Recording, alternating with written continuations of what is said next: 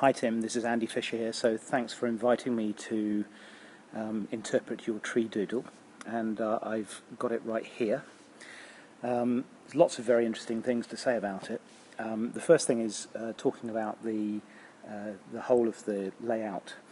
I can't see the top of the canopy here, so I'm assuming that this has been cropped off from the photograph rather than the fact that you've drawn off the page.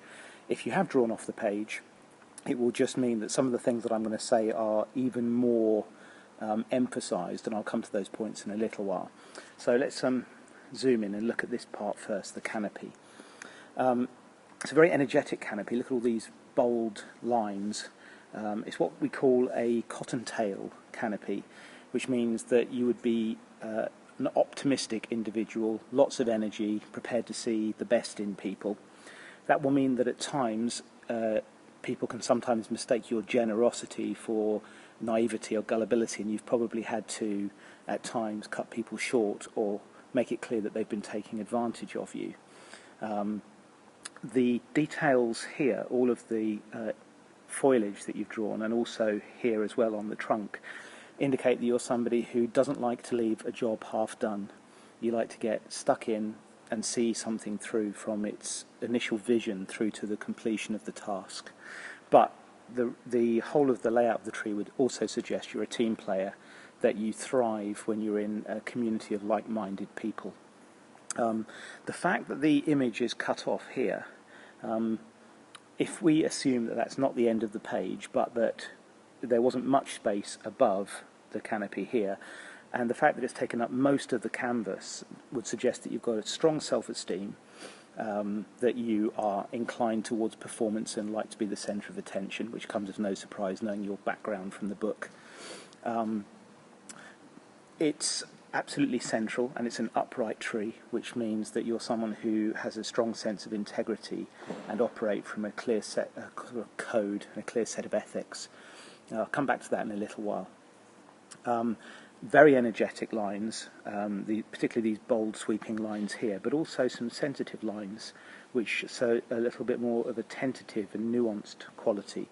So this suggests that there are times in which you will dash in headlong and leap before you look, but that doesn't mean that you're not given to sensitivity, the ability to empathise and to take a step back and to strategise as well.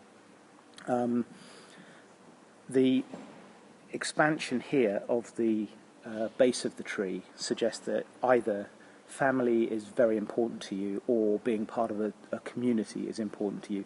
I hesitate in talking about family just because you'll notice that down here there's an absence of a ground line, and usually that's indicative of strong family ties. The fact that you have a disconnected tree isn't anything to worry about. It just means that even if you are part of a close family, you don't like to be judged or seen as anybody else's son, brother, or whatever. You like to be judged for yourself first and foremost. The neck of the tree here is clearly connected to the canopy. There's no division, it doesn't break here, and the neck doesn't intrude up here into the canopy. So that suggests that you're somebody for whom the past informs your current thinking and your current decisions, but you're not held back by the past. You're very happy to pursue wherever the energy lies. You're not somebody who is once bitten, twice shy. In fact, the whole of the tree and the kind of busyness of the lines here would suggest to me that you're somebody who has multiple projects on the go. You probably find it quite hard to switch off. So lying on a beach, while it might seem like a nice idea, isn't something you can do for very long. So I suspect that if you want to alleviate stress in your life, it's more likely to be productive if you're doing something that has a physical element to it, such as Tai Chi or yoga, some sort of physical discipline. And I know that obviously you've got this background in fire juggling and things, so it might well be that that is your release. That is the means by which you can still your mind, which can at times be very, very busy, what the Japanese refer to as monkey mind. I also get a sense, and sometimes I get intuitions alongside the tree drawings itself, my intuition is that you'd probably be someone inclined towards ecological issues, either as an activist or somebody who certainly financially supports ecological groups. So I'd be interested to see what you think about that perspective. If we look at the signature now, it's close to the trunk. Now the tree usually represents our personal and social selves, and then the signature represents our professional identity. And the bigger the distance between these two, the more likely it is that you have to adopt a mask or a persona in order to do your job. But there's such a close connection between the two here that I would say the opposite is the case with you. You're somebody for whom there is no front, and the way in which you conduct yourself in business is aligned with your personal values and your personal life. In fact, I think you'd find it very difficult to work for an organisation that didn't hold true to your values and beliefs. Your signature is what they call a hieroglyphic or emblematic signature, in that somebody who didn't know who you were wouldn't necessarily be able to read this and know your name. The traditional interpretation amongst graphologists is that this indicates someone who is egotistical and doesn't care about others' opinions, but I've never found that to be the case, perhaps because I also have an emblematic signature. For me, it tends to represent people who are time-pressured, who don't like to hang around, who like to be active and busy, but also someone who's got a strong sense of their identity nonetheless. And if you actually look at the boldness of these lines in comparison to the lines on the tree, most, apart from the outer canopy here, most of the stronger lines are here within your signature. So that would probably suggest also that you are bolder in your business decisions and in your professional practice than sometimes in your personal life, where you might have a more sensitive and empathetic approach. You'll notice that a lot of your signature has this slant up and towards the right. So if we say that this is the baseline here, much of your letter formations drive above the baseline into the upper quadrant, and there are these long, sweeping, dynamic lines. So that would suggest ambition, a passion to be the best at what you do.